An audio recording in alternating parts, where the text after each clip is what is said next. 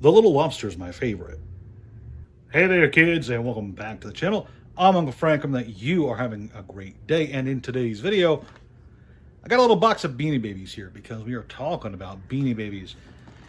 Not specifically about Beanie Babies in general, but about products like Beanie Babies. So, let's start off going over the history. You might know or you might not know, but Beanie Babies are a kind of stuffed animal toy that were released by the Thai company starting in 1995, I believe. These adorable little guys, not these ones specifically, these are later. Beanie Babies are just stuffed animals, right? They're just stuffed animals that happen to have birthdays and lore, tidbits. They all have their own names, and they are just in all sorts of cute and cuddly configurations. There's bears, there's crabs, there's worms, there's birds, there's all kinds of Beanie Babies, right? And in the mid-90s, let's put that on the floor over there. In the mid-90s, Beanie Babies got really popular. Everybody knows that in the mid-90s, Beanie Babies got extremely popular.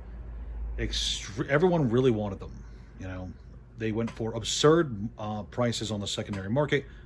People would get into fights over them. People would, when McDonald's was doing their Beanie Baby promotions, people would go around town to every McDonald's they could get to snatch up every Beanie Baby they could. People got into fights. People died. Beanie Babies were robbed from stores. People shot one another for Beanie Babies. And then all of a sudden, in the year 2000, it all came to an end. People got the opinion that Beanie Babies were not really worth what people were paying for them anymore. The hype was over, the FOMO had run out, and the Thai company had tried several gimmicks to try and keep Beanie Babies relevant in the new millennium, such as a new wave launch for the brand, tying the plushies themselves to an online game, for instance, new promotions with McDonald's. And of course, throughout the 90s and early 2000s, they tried all sorts of limited edition Beanie Babies to try and keep relevancy, to try and keep that secondary market FOMO going strong. And everybody knows the story. After the year 2000, Beanie Babies fell off a cliff and their value fell forever, and nobody ever wanted them ever again. But is that true? How true is that? Well, you see, reality is often not as simple as the stories want you to believe. Sure, a tantalizing tale of a product that suddenly rises and then suddenly falls is interesting and worth sharing, and it makes for a good sensational video, right? But in the real world, when there's a collectible, a market,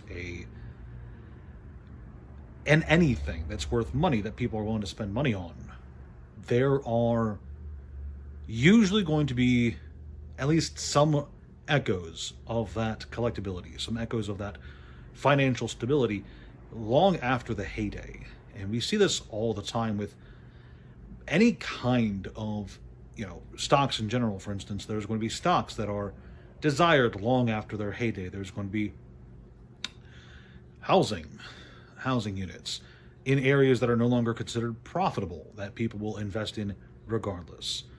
And in Beanie Babies, in the world of collectible toys, Beanie Babies, there are still Beanie Babies that even now, 25 years after their big public fall from grace, there are still Beanie Babies now that sell for ludicrous amounts of money. There are still people willing to spend a lot of money on certain collectible Beanie Babies. And that's an interesting thing to talk about because, if you ask the general population, if you ask the general audience about what Beanie Babies are, what, do they have value, etc., the general answer you're going to get is no, they're all worthless. Nobody wants them. Nobody cares for them. They were a thing in the 90s. Nowadays, they're just kind of trash, right? But the thing is, that's only true generally. You see, the thing is, yeah, the story goes Beanie Babies fell out of prominence in the year 2000 and ever since then. But the thing is, the Thai company didn't stop making them. In fact, Beanie Babies are, to the best of my knowledge, still being produced even to this day. There's new versions, new brands of Beanie Babies, like Beanie Monsters or whatever, Beanie Boos. They got like big old sparkly eyes now. They're weird looking. And they still sell because stores still stock them from time to time, which is interesting. It's worth talking about because, despite the claim, despite the general held belief, the expectation that Beanie Babies are worthless, people still buy them. They aren't worthless if people are still buying them, right? And when it comes to any kind of collectible that's had a shift in market attention, a bull market suddenly rushing over to a bear market overnight, seemingly. Just because the general public, or just because the bandwagon crowd has moved on to something else, doesn't necessarily mean a collectible, a product, a specific point of investment doesn't necessarily mean it's bad. It just means that those who still want to stick around for that collectible, for that investment category, they just have to be a bit more careful, they have to be a bit more selective, and they have to do their research properly. Because, yeah, there are a lot of worthless Beanie Babies out in the market, right? It's just a fact of life. But there's also a lot of Beanie Babies that are highly desirable. People want them, especially if they're in the original, the International Bears from McDonald's. If you can get those in really good packaging, that's something nice. This video is about Beanie Babies, but it's not just about Beanie Babies. Because this mentality of, oh, it's dead and gone, nobody wants it anymore. That's true for a lot of out-of-print collectibles, card games, video games that are past their prime. There's a lot of sentiment on the market that those just aren't desirable. Not the market necessarily, the internet. If you ask a random person, would you pay money for a Beanie Baby? They're going to say no. But if you ask the right person if they're going to pay money for the right Beanie Baby, they're going to say yeah, enthusiastically, right? The same is true in the world of card games. Just because the Harry Potter card game has been out of print for 20 years, and the majority of people have moved on from the Harry Potter craze, it doesn't mean Harry Potter cards are worthless. In fact, quite the opposite. There are still the die-hard collectors who want as much of them as they can get. And I can use any card game out of print as an example. Every card game that's out of print that I've covered on this channel so far, they all have at least one or two collectors somewhere who really want them. Except maybe battle cards. That one's quite bad. That one probably doesn't have collectors. But I've met people who collect Hyborian Gates. I've met people who collect all sorts of crazy card games. Hyborian Gates is just the weirdest example I can think of.